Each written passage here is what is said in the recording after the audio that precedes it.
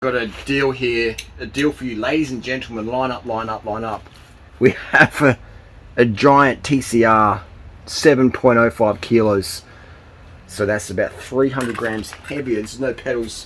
300 grams heavier than the same size SL7 tarmac, which is $18,000 Australian. This is $650 bought off a, he's an accountant on Facebook Marketplace, 650 Aussie. And it's got heavy, really heavy rear wheel in there. I'm having a bipolar moment. Buying too many bikes. Full Dura Ace group set, 7900, mint condition. The frame's got a little chip on it in the top tube, which means it's worth pretty much zero. Once you've got a bit of a chip on your carbon, it's very small, but the value just see you later. So basically, they bought this bike for the group set. But this giant TCR, it's a 2009 Zero. It rides so good. It's definitely lighter, faster than the latest TCR. In my opinion, my experience. This Dura Ace wheel is so light. Heaps. Oh, it has the bearings feel. Oh, it feels brand new. Oh my god. The braking surface as well, dead flat. This is pretty much a brand new wheel. Just a bit faded. So what we're gonna do here, we're gonna do a safety check. All you need. For one of those people at the World Show selling your show bag. Got a rag here. Got an Allen key. This is to check the ring of death, which I do on all bikes I buy. Generally I buy it before sale, but because this bike was so cheap, condition that, you know, it may or may not be okay, you know, I was okay with that because I'll get my money for the group set and wheels. I'll make money on that. So basically get a free frame and fork if the frame's alright, but the fork, let's find out. So this is an overdrive fork. It's not overdrive 2, so if it is bung, it's pretty easy to get a spare fork for it. It's 1.5 inches lower, so I think it's pretty similar to a Pragma. Just slurring the words here, a bit too much Malibu white today. And we're going to loosen the stem cap first. Make sure the stem cap, the stem bolts, are done. And then we're going to hold the fork with one hand, and we're going to loosen, taking the front wheel off. And we're going to take out this top bolt here. Maybe Natasha, want to get a little bit closer so you can see what's going on. Here we go. So boom, this keeps it together. What's that say on there? Go. Okay. Put down here in the dirt, lose it and forget where we put it. We're going to drop out this fork. Here we should probably take the front brake off. And this headset bearing might drop out into the sand. May or may not. Oh my god, that fork looks really good condition. Wow. I'll take the front brake off. We don't even have to take the front brake off, but we will. Imagine doing this on a 2021 model bike. With it. Imagine, well, we've got Mathieu van der Poel with Canyon Air Road right now.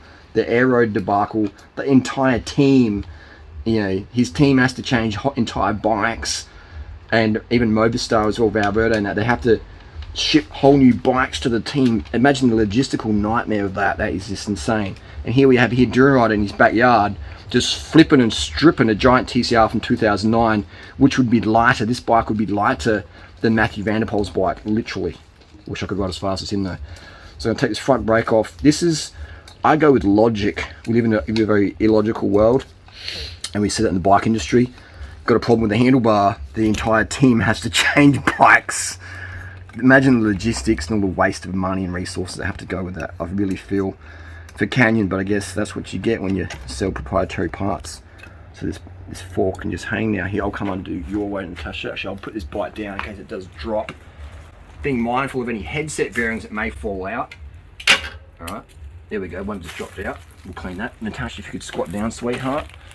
And we will try and zoom in on this fork. Oh, wow. Look at that. Perfect. No ring of death. Let's check down here. We'll grease this out. And this is what we do as well. We're going to re-grease this. We'll do it at a later date. This today is just checking the condition of the fork. We've got no separation. We've got no bearing etch in there. Wow, that's fantastic. Look at that. This looks so fresh and clean. Normally what happens is you get like if someone's ridden with a triathlete or someone's ridden with a loose headset, it burrs in there, and it delaminates that and can cause a failure over time. So it's called the ring of death. No ring of death. You can still see those like a little bit of a mark, but that's okay. That's normal. Wear and tear, that's fine, safe. What we'll do to make sure it's really good, another time I'll just go over the whole fork. Today we're just going to focus on the steerer. But generally you're going to be looking for the tips, if there's any cracks or stuff like that. And Giant, you know, they're making some good forks. There's no cracks through the side here. You know, it's looking really good. And we give it a bit of a squeeze like that, and there's no so that's good. That's a little paint crack there, just in the lettering. That's normal, nothing to worry about, purely cosmetic. We'll drop out this feeling that bipolar energy tapping into that. Most people medicate their bipolar and sedate themselves with Xanax, whatever. I make money on it. Make money on your conditions. Don't let people make money off you. Alright, I'm going to need a bigger one. What I'll do is, when I find an Allen key, I'll drop that out and just check inside the fork. But otherwise, I'm going to give this fork a 10-star rating. It's 2009, it's very low usage, and it looks fantastic. And that's how we ride safe with no worries, you know what I mean? Riding down the hill, no worries, you know? Check your fork, alloy, carbon or steel. Drop your fork out, give it a check, give it a wipe down, re-grease your bearings, give it the A-OK.